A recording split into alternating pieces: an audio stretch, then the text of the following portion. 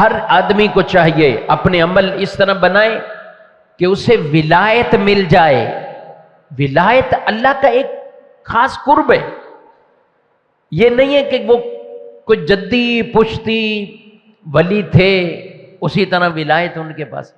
ہر مسلمان، ہر مومن، ہر ایمان والا اللہ رب العالمین کا قرب چاہے، یہ مقصود ہے ہر بندے سے. اور وہ ولایت یہ اللہ کی عطا ہے. یہ اللہ کی عطا ہے جسے اللہ چاہے عطا فرما دے.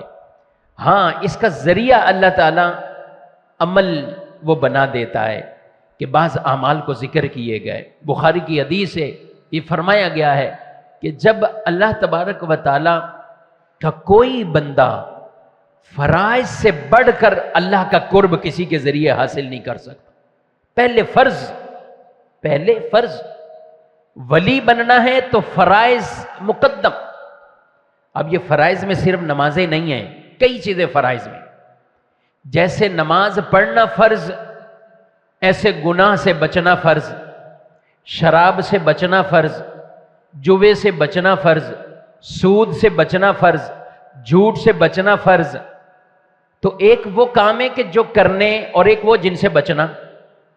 نماز فرض ادا کرنی، زکوٰۃ فرض ادا کرنی، حج فرض ادا کرنا ہے، روزہ فرض ادا کرنا ہے. تو کچھ چیزیں عمل کرنی اور کچھ سے بچنا ہے. تو یہ ساری چیزیں کیا کہلاتی ہیں؟ فرض. یہ فرائض میں سے آتی ہیں.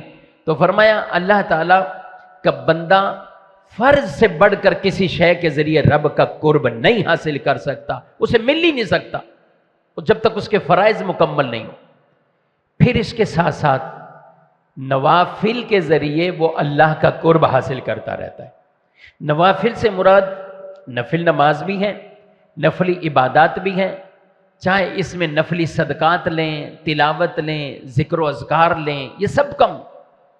تو یہ کیا ہے؟ یہ ساری وہ چیزیں ہیں کہ اللہ تعالیٰ کن عملوں کے ذریعے اپنا قرب عطا کرتا ہے. آدمی کرتا رہتا ہے اس پر عمل. حدیث قدسی ہے، اللہ فرماتا ہے کہ وہ میرا بندہ اس مقام پہ پہنچ جاتا ہے یہاں تک کہ میں اس بندے سے محبت کرنے لگ جاتا ہوں.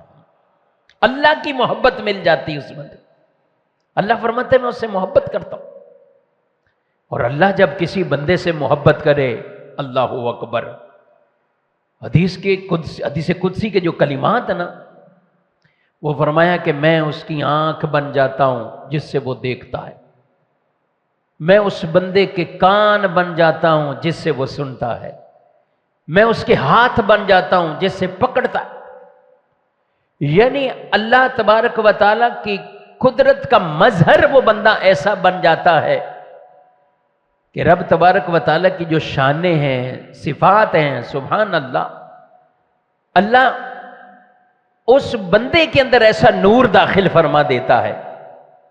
آنکھ میں اللہ تبارک و تعالیٰ کی قدرت کاملہ سے جب اس بندے کی آنکھوں میں وہ نور آ جاتا ہے جسے اللہ فرماتا ہے کہ میں اس کی آنکھ بن جاتا ہوں.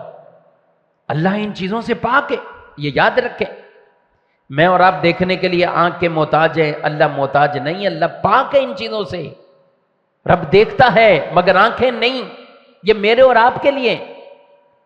سننے کے لیے کان ہمیں چاہیے، رب سمیع ہے، سننے والا، لیکن اللہ ان سے پاک ہے.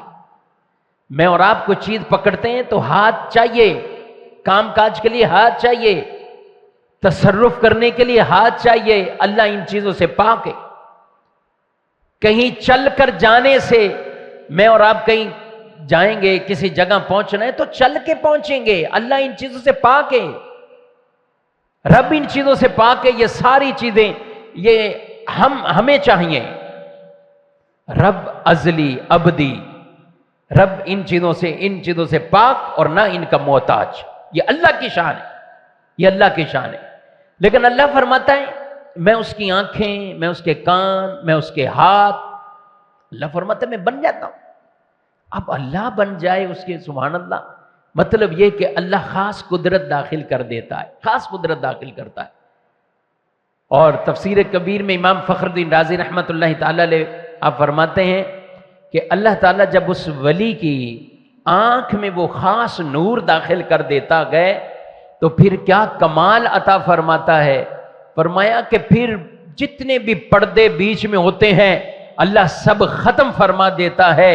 وہ کہیں بھی بیٹھے ہوتے ہیں مگر اپنی ان آنکھوں سے دور دور دیکھ رہے ہوتے ہیں. وہ آنکھوں سے دور دور دیکھ رہے ہوتے. کہا کہ جب ہاتھ کے اندر وہ قدرت کا ایک نظارہ آ جاتا ہے پھر وہ کہیں بھی ہوتے ہیں ہاتھ بڑھاتے ہیں اللہ فاصلے ختم فرما دیتا. وہ ہاتھ سے ان چیزوں پہ تصرف کر لیتے گئے. وہ کہیں بھی ہوتے گئے ان کے لیے پھر یہ دنیا اور جگہ مقام پہ پہنچنا، یہ 2 قدم اٹھائیں تو کہاں سے کہاں پہنچ جائے. تو یہ کیا ہے؟ اللہ انہیں یہ قدرت عطا فرماتا ہے. کہاں سے چلا سلسلہ؟ ولایت سے شروع میں اللہ یہ دیتا ہے پھر آگے اس مقام پہ انہیں پہنچا دیتا ہے.